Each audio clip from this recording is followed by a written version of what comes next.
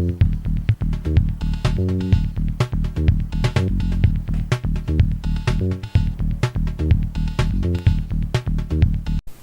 YouTubers, Electric Adventures here with a response video. I haven't done one of those for a while, but I like to support other YouTubers, and the questions asked were quite good, and they were by a fairly new YouTuber called Big G from SA, which is stands for South Africa.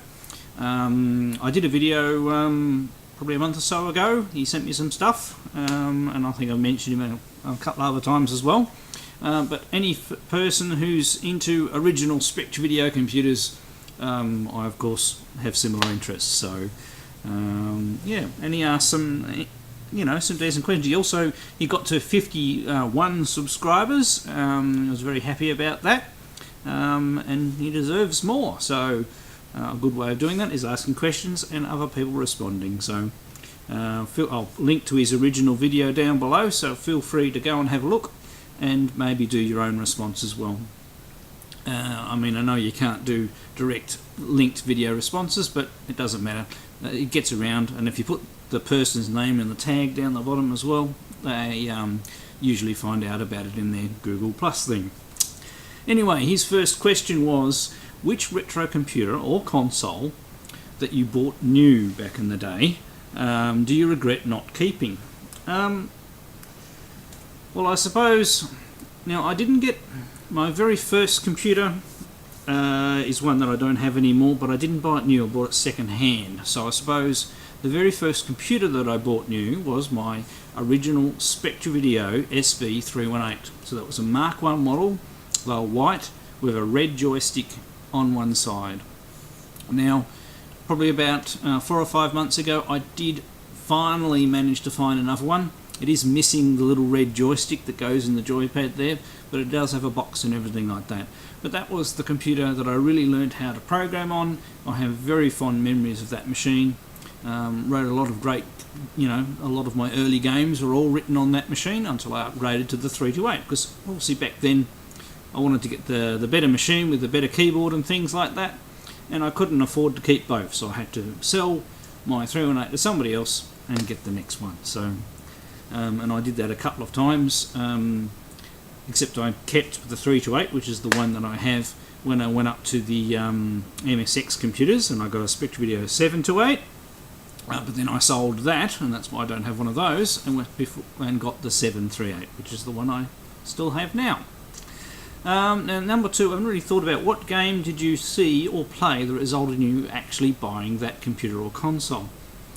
I'll probably go for a console answer to this one, and I'll go a bit later on down the track.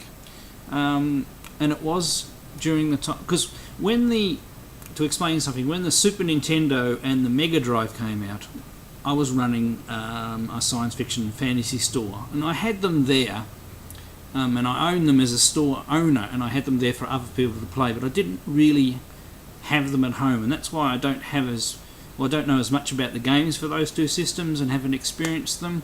And I suppose you may have noticed a bit of a trend. I don't really collect the games for those two systems because I don't have as much fondness for them. I do like some of the games on them, and I am collecting shoot 'em ups for both of them.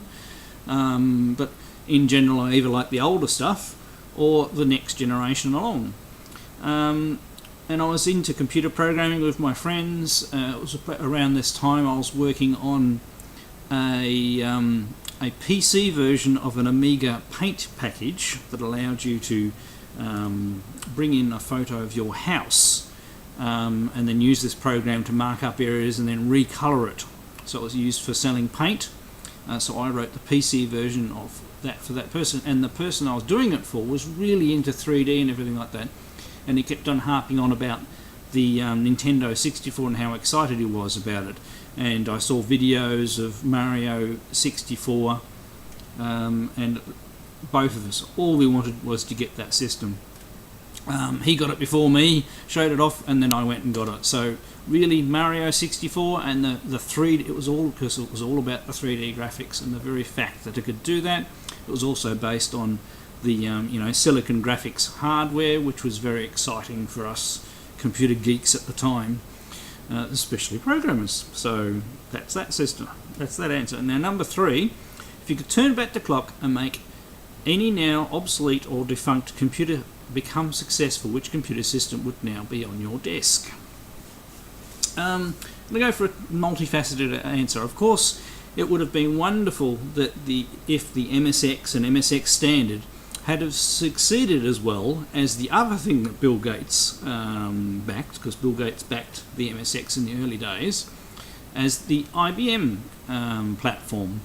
It was a very powerful platform, but it was designed for the home. So, it was never really designed for business in mind. So it was a consumer solution rather than a business solution. Whereas the IBM platform and everything like that. So it would have been great that it had have succeeded and kept on going on. You had MSX1, MSX2, and MSX2 Plus. They never really got to a 3. There is beyond MSX2 Plus, there is a sort of an MSX3, which is called MSX Turbo R. Sorry, a bit of a mind link there for a minute. So I got a little confused, but they hardly sold any of those models. It really petered out by then. So they did try, but I still don't think that could have, become the desktop computer that people would use in the future. But it goes back to an interesting thing. At the time when IBM was choosing an operating system for their computer, they both took submissions from both Digital Research and Microsoft. They both gave them equal footing and everything like that.